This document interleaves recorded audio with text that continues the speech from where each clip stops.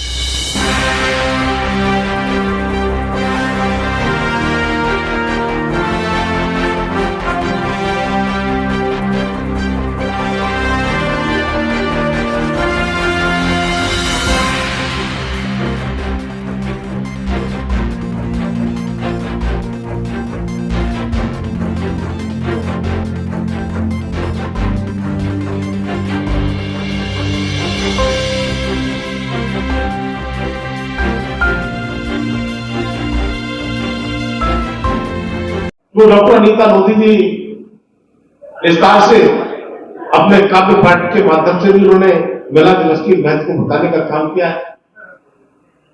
आज महिलाएं चाहे हमारी मां हो, चाहे हमारी बेटी हो, चाहे बहन हो, चाहे कोई रिश्ता और हो, मुझे लगता है कि आज महिलाओं का सम्मान बढ़ाने का काम आदरणीय प्रधानमंत्री मोदी ने किया है।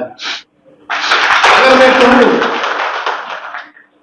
कितनी ऐसी महिलाएं जिन्होंने सपने में नहीं सोचा होगा कि हमको पक्का घर मिलेगा, और सबसे ज्यादा परेशानी होती थी तो महिलाओं को होती थी।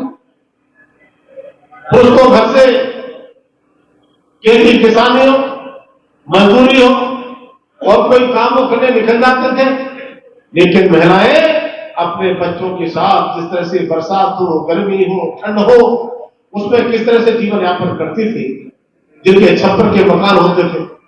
एक रात में कह सकता हूं 4,21,00,000 अगर आवास वाले प्रधानमंत्री मोदी ने प्रधानमंत्री आवास बनाए हैं, उसमें 70% से भी ज्यादा महिलाएं मालिक।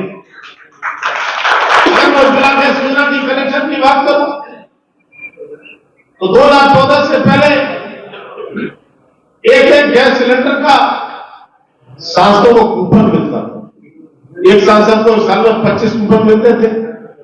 हम जैसे लोगों के पास में बहुत सारे कार्यकर्ता आते थे, इको कूपन दिलवा दो। लेकिन आज जिस तरह से महिलाओं के लिए 10 करोड़ से भी ज्यादा उज्ज्वला गैस योजना का कनेक्शन उन गरीब परिवारों में भी देने का काम हुआ है जिन्होंने सपने में नहीं सोचा था कि हमको धुएं से निजात मिलेगी। तब मैं कह सकता हूं कि आज उज्ज्वला गैस योजना का कनेक्शन के माध्यम से और जिस तरह से 2014 से पहले गैस सिलेंडर लेने के लिए लंबी लंबी लाइनें लगती थी, लेकिन आज घर पर जाकर के आवाज लगाकर देते हैं कि गैस का सिलेंडर का समय हो गया, आप ले लो। इंटरनेशनल वीमेंस डे है, क्या बधाई देना चाहेंगे? आज महिला दिवस के अवसर पर मैं पूरे देश भर की महिलाओं को बहुत बहुत बधाई और शुभकामना देता हूं।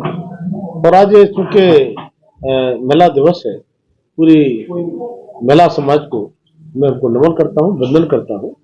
और आदरणीय प्रधानमंत्री मोदी के नेतृत्व में जिस तरह से महिलाओं का सशक्तिकरण हुआ है हर क्षेत्र में, मैं कह सकता हूं आज नारी शक्ति वंदन अधिनियम जो आरक्षण बिल 27-28 सालों से लटका चला रहा था, आज प्रधानमंत्री मोदी के नेतृत्व में दोनों सदनों से पास होने का काम हुआ है।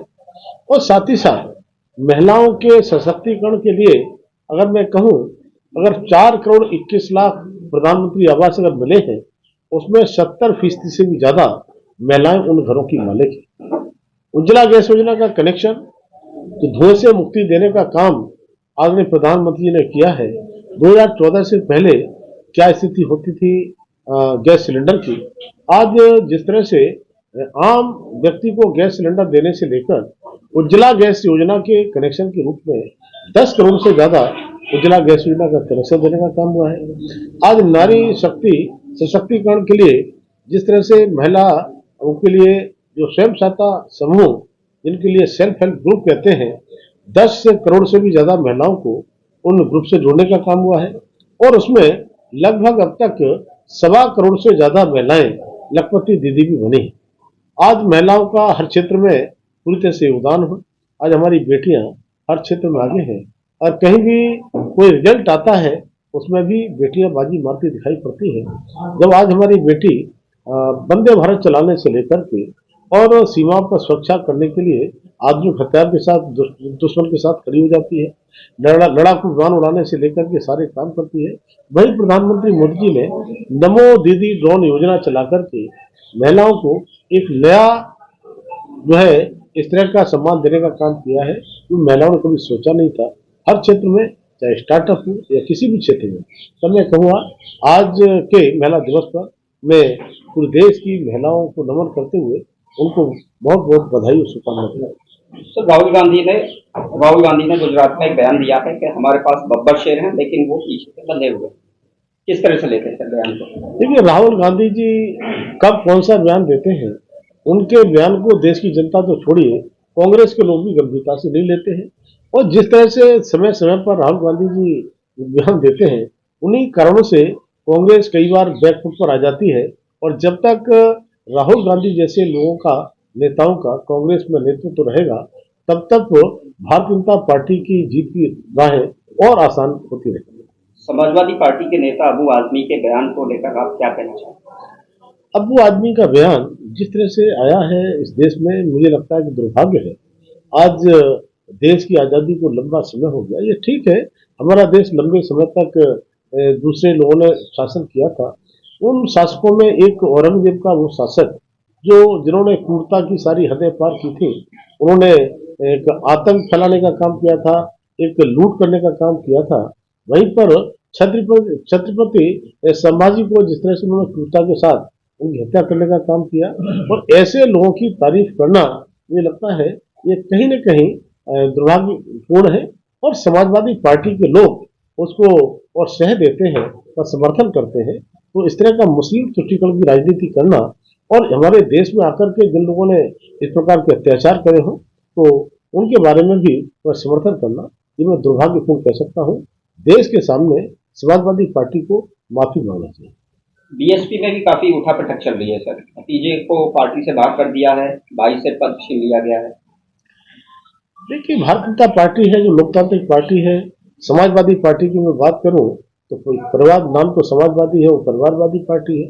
और बसपा की बात जहां तक मैं कहूं तो उसमें केवल अकेला चुनाव वाली स्थिति कि बहन जी एकमात्र नेता है और वो जो जैसा चाहती है वैसा उनका फैसला होता है, तो इसलिए ये उनका विषय है, आंतरिक मामला है, उसमें कोई टिप्पणी नहीं करूंगा।